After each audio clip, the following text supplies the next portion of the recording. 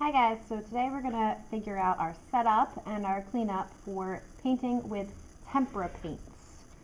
So every table has their own set of paints like this. You'll bring the whole thing back to your table.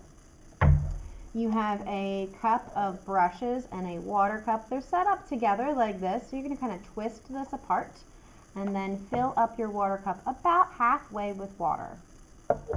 Everybody will also need a paper towel. And you each should have your own paint palette. Your name goes on the front cover, okay, that clear cover, and on the back in Sharpie. This is your palette for the entire time while you are in our class. So what we want to do is to get started, we're going to pour just our first two colors. Yes, you might need more colors than that as we go, but you'll be surprised at how fast the paint gets used, and you don't really need that much paint to paint in what we're making. So I'm going to take two colors. I'm going to work with primary colors. Here is what we have. So I'm going to fill this about halfway. I don't even really need halfway of that palette hole. You should never be filling it up more than halfway. Otherwise, you're going to end up spilling it all over the place when you try to mix any colors that you have. And then I'm going to pour my other color in the hole right next to that, again about halfway. Before I start to paint, I always want to check my brushes. Don't trust that the last class got these clean. One more thing I want to point out is that our brushes are also labeled by color. So if you notice, I've got Table 4's water cup in orange here.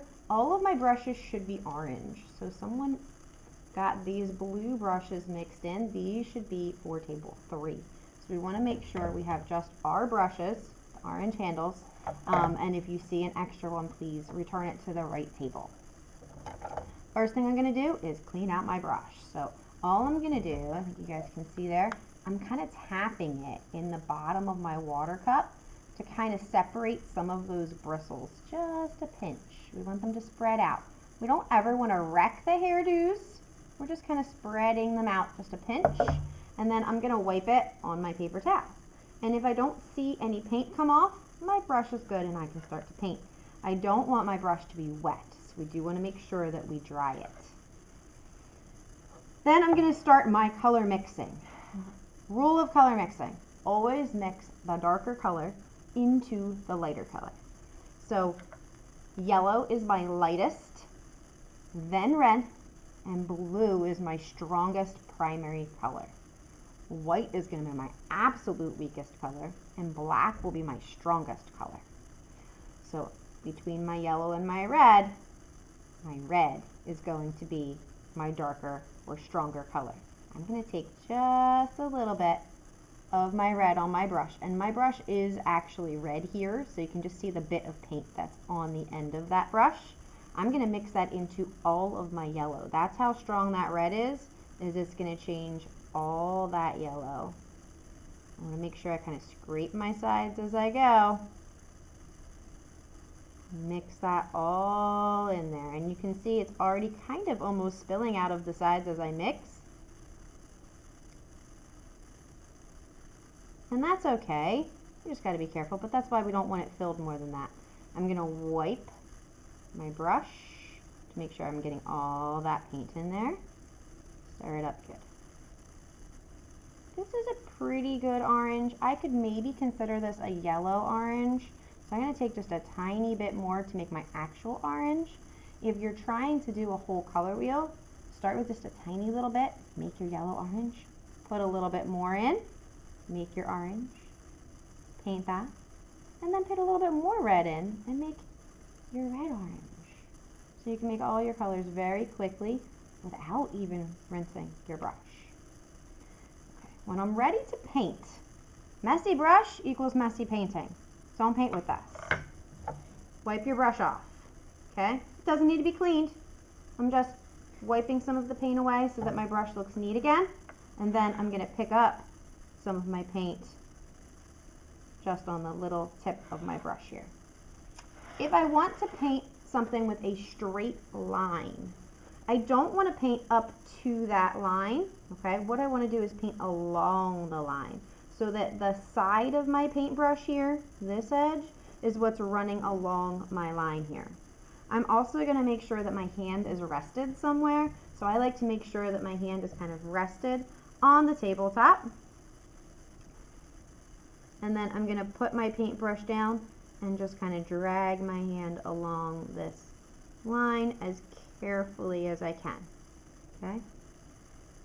Now we really usually want smooth brush strokes for most of our work unless you're trying to make something with texture. So I really want to go back and kind of repaint over this to spread out any extra paint that I might have. If you have the perfect amount of paint on your brush, you might not have to do this, but I want to make sure that I'm not leaving globs of paint. I don't want to paint in like round circles, okay, unless, again, I'm trying to get that texture. Right now, I'm trying for smoothness, so I'm going to go ahead and smooth that out. Now we're going to talk about cleanup.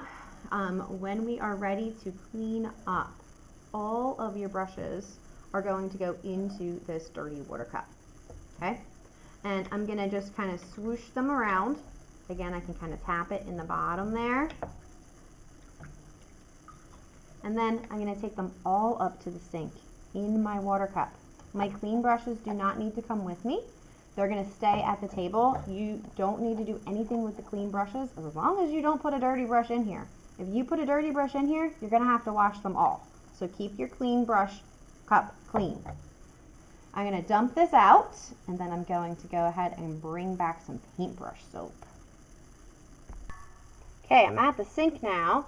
I've brought all my paintbrushes up, and what I'm going to do is dump out my water and fill this up. As I'm filling, I'm rinsing out all of my brushes again.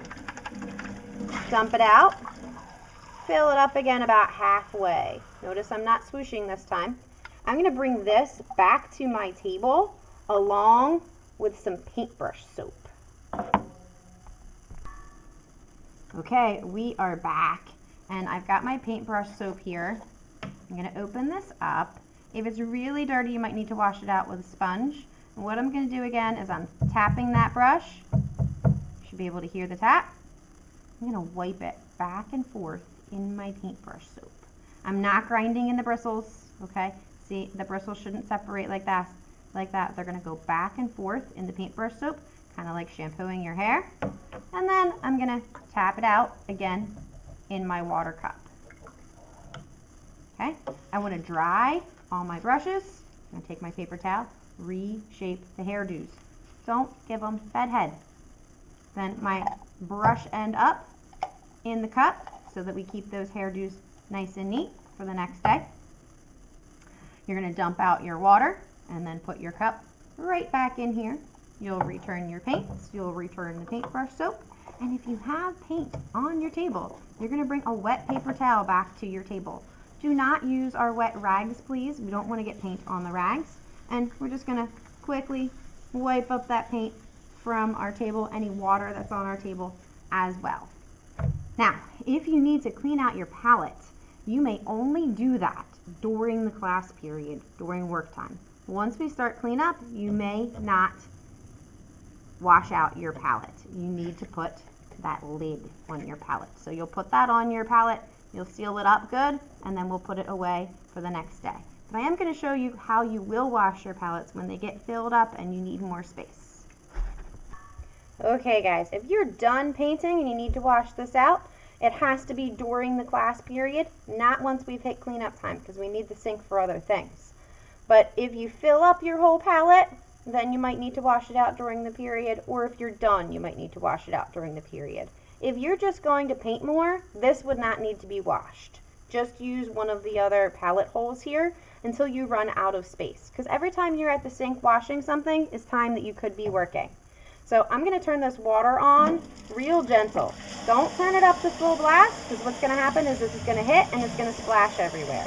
We're going to turn it down real low. And then we have to use either a sponge, or you can use a little scrubby thing, but you got to use something to get the paint out.